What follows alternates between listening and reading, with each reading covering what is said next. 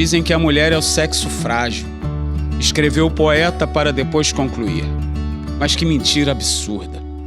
O poeta sabia das coisas.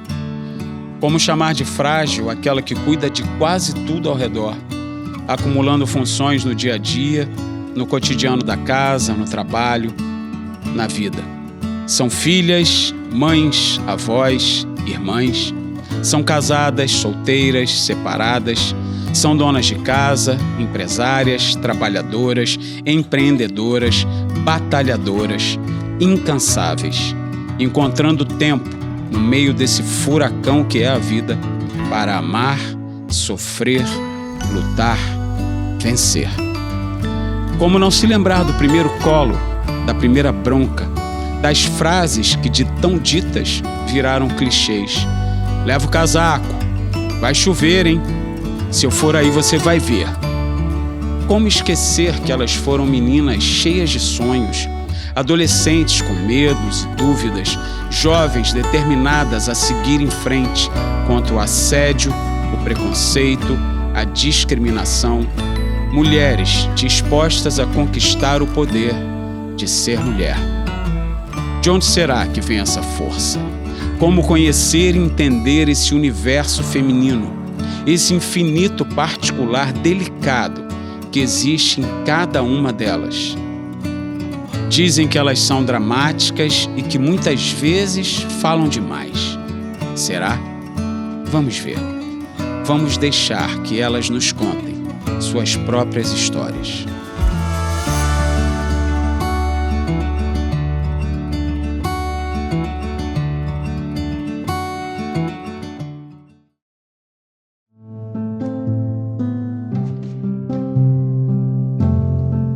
Nascida e criada na Ilha do Governador. Boas experiências, boas lembranças. Vim de uma família modesta, mas uma família com princípios, com valores. Não fui criada num lar cristão, num lar evangélico, mas fui criada com muitos ensinamentos. Por exemplo, meu pai me dizia para eu me casar virgem. Não era um homem evangélico. Um homem mais velho e uma irmã mais nova, eu sou a filha do meio. Por 10 anos, eu fui a filhinha do papai. A minha irmã chegou com 10 anos depois. Então, meu irmão era um irmão mais velho, muito tranquilo, muito na dele, me protegia, mas eu sempre fui muito bem resolvida. Então, não tive dificuldade de ser a filha do meio. Eu ouvi muitas vezes meu pai dizer: o seu irmão é homem e você é mulher. Então, isso não cabe para você. Isso cabe para o seu irmão. Com certeza, houve sim uma grande diferença na criação. De verdade, eu acho que isso me protegeu. Por exemplo, você não pode ficar até tarde na rua namorando, porque você é mulher e não vai pegar bem. E para o seu irmão, por ser homem, ninguém fala do homem ser pegador ou namorador.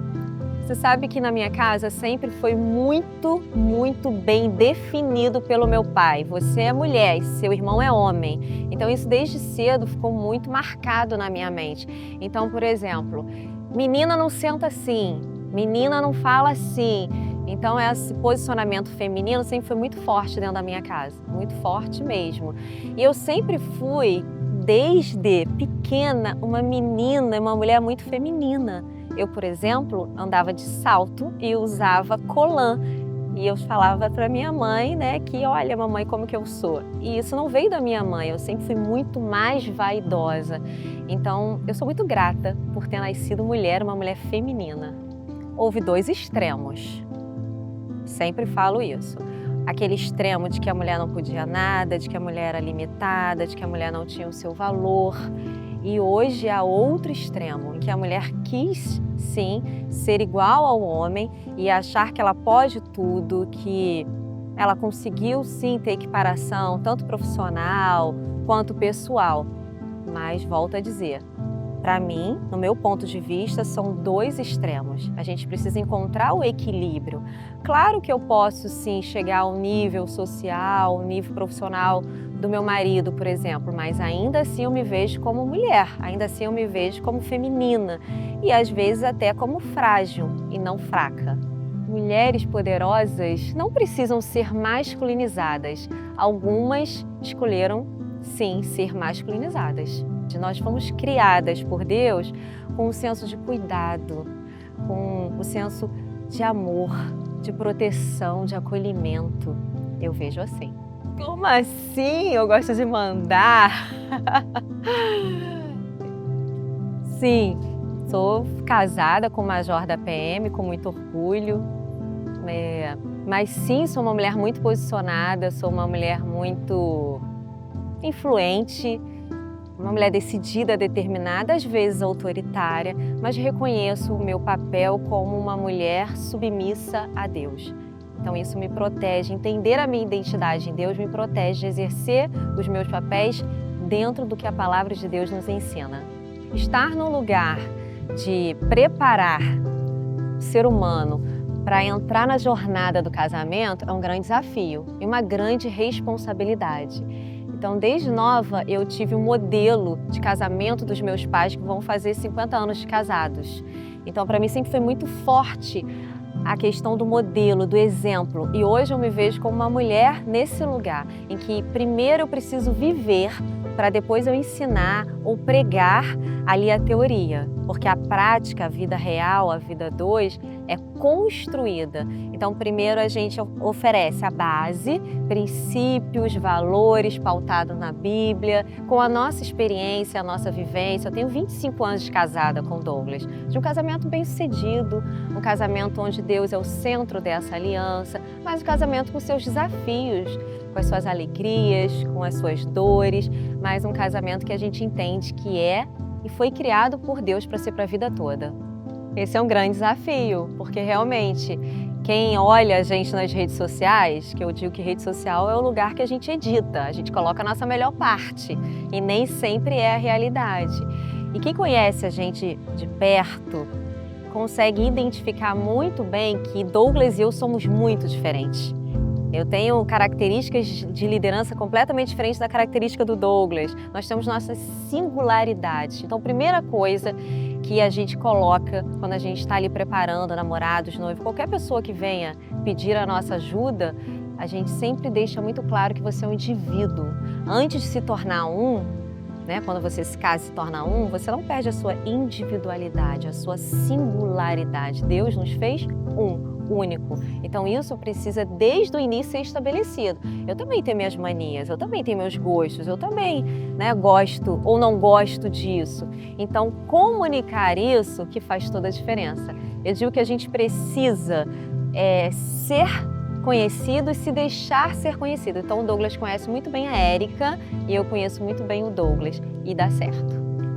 Esse é um fato gritante, esse é um fato absurdo, às vezes me falta palavras para conseguir expressar a crueldade do ser humano e principalmente no caso de feminicídio, que simplesmente é mulher, que o homem acha que tem a posse, que tem o poder e vem de forma cruel e comete esse crime. Primeira coisa é se posicionar e denunciar. E acontece muito isso e às vezes muito próximo da gente, ao nosso lado, ao nosso redor, ou dentro da igreja, da comunidade onde você está. Então, primeira coisa, as mulheres precisam olhar para outras mulheres com um olhar de amor. Eu vejo assim.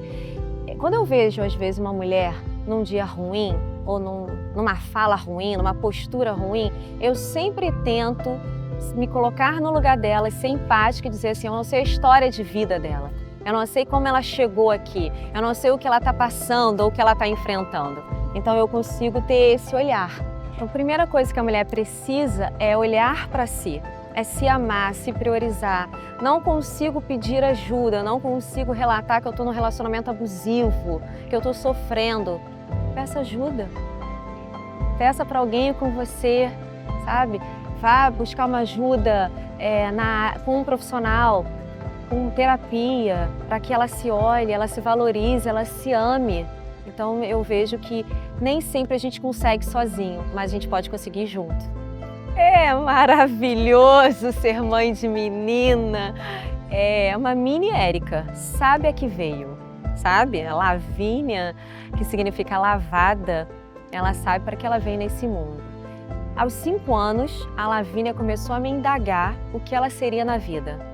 Quando que aos 5 anos uma criança estaria preocupada em saber o que ela vai ser na vida? Eu falei, filha, você pode ser que você quiser, você pode escolher. E passou.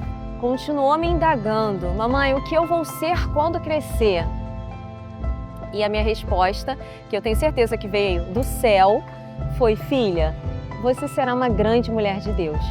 E não importa a profissão, ela pode ser uma grande mulher de Deus exercendo a profissão X, sendo só mãe, sendo só dona de casa, sendo só esposa. Mas eu entendo que a mulher, quando reconhece o seu papel em Deus, ela pode ser o que ela quiser.